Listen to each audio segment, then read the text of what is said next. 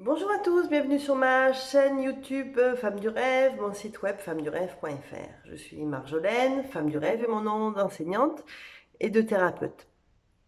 Donc aujourd'hui je fais cette vidéo pour faire suite à la précédente où je racontais donc ma traversée du tunnel de la mort que j'ai vécu vers l'âge de 30 ans.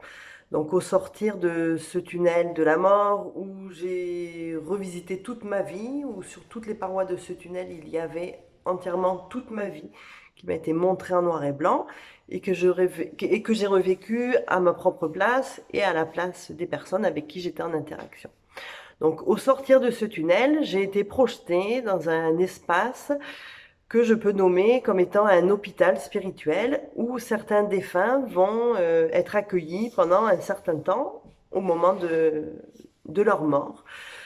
Donc cet hôpital spirituel permet aux personnes récemment décédées d'atterrir tout à fait en douceur et de comprendre les nouveaux codes qui sont les nouveaux codes de la vie en dehors du corps.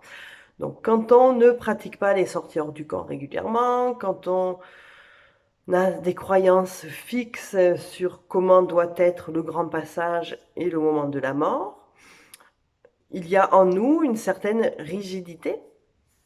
Et cette rigidité ne doit pas être brusquée au moment de ce grand passage, d'où l'intérêt et la nécessité de passer un temps dans un hôpital spirituel où nous allons être en repos et acquérir petit à petit tous les nouveaux codes de cette vie en dehors du corps, c'est-à-dire le lien à l'espace-temps qui est absolument différent. Par exemple, quand on est en dehors de son corps ou quand on est mort, hein, le temps n'est absolument plus le même. Le temps terrestre n'a pas d'équivalence lorsqu'on est en dehors de son corps physique ou lorsque l'on est mort. Et l'espace non plus. Par exemple, les choses vont se matérialiser sous nos yeux par la simple pensée. On se rend compte à ce moment-là de notre pouvoir créateur qui est instantané et immense. Donc cet hôpital spirituel est là pour que le défunt puisse petit à petit acquérir les nouveaux codes de cette vie. Par ailleurs, si quelqu'un a une croyance absolument ferme qu'il va être accueilli par son père, sa mère et son chien, qui sont déjà décédés, par exemple, il va y avoir pour lui des scènes qui vont être jouées devant ses yeux avec des êtres qui vont prendre l'apparence de ces personnes. Parce que ces personnes-là ne sont pas forcément disponibles. Elles sont elles-mêmes dans un voyage qu'elles continuent et il n'est pas forcément acquis que ces personnes soient disponibles au moment de la mort.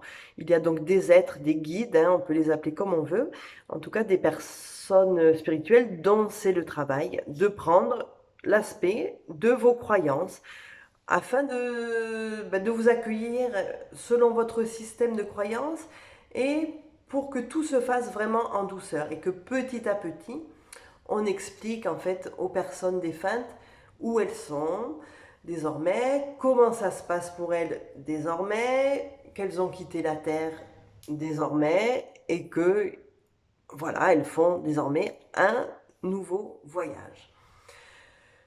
Et donc cet hôpital spirituel m'a vraiment été montré comme un espace d'amour, un espace de don où l'être humain est vraiment choyé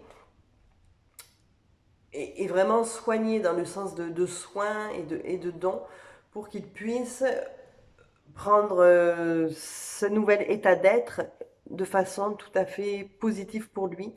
Et vraiment ce qui m'a été montré, c'est la douceur, c'est-à-dire ce temps qui est nécessaire pour l'être d'atterrir dans ce nouveau voyage qui nous attend. Voilà, je vous remercie. Si mes vidéos vous plaisent, aidez-moi à les faire connaître en likant, en commentant et en partageant. Vous pouvez aussi visiter mon site web www.femmedurêve.fr où vous aurez toutes les informations concernant les accompagnements que je propose au niveau onirique, spirituel et psychothérapeutique. Je vous remercie et je vous dis à bientôt. Ciao, ciao.